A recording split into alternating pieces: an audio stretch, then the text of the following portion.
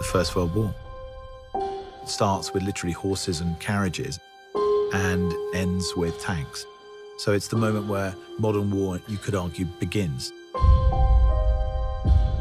From the very beginning, I felt this movie should be told in real time. Every step of the journey, breathing every breath with these men felt integral. And there is no better way to telling the story than with one continuous shot. 3, 2, 1, go, go!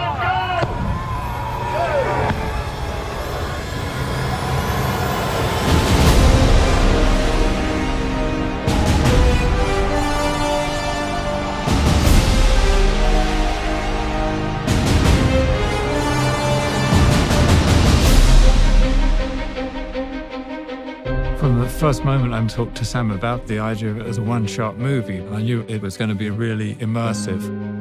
It's meant to make you feel that you are in the trenches with these characters. The film in itself is a slice of time. These two young men get sent on a mission to deliver a message to stop an attack. Action!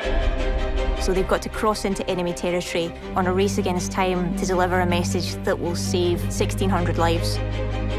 And the camera never, ever comes away from the two characters. There's always that sort of get-out-of-jail card that you have with the movie. Well, you know, we might be able to cut around this, or we might take that scene out. That's not possible on this film. The dance of the camera and the mechanics all have to be in sync with what the actor's doing.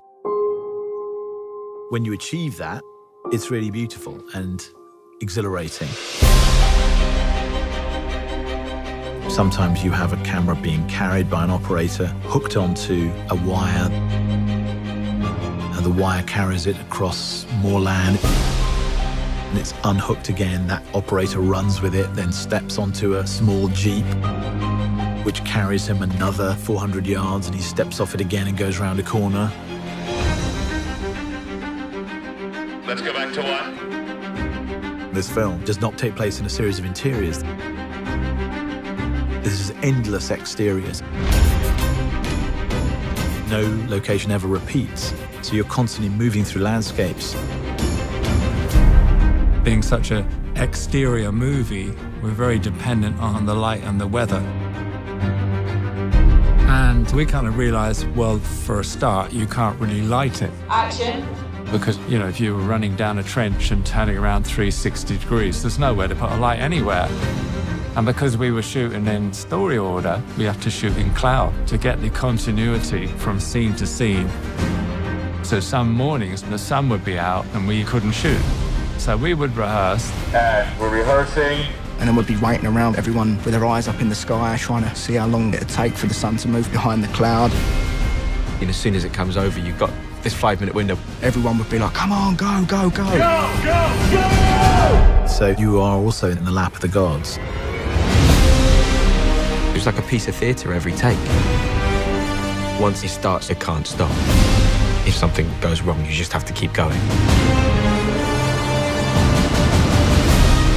Until you actually see it on a screen, you don't really realize how immersive it is and how that technique kind of draws you into it. For me, engagement is very important. And that is behind the way in which we've decided to shoot this film. I wanted people to understand how difficult it was for these men. And the nature of that is behind everything.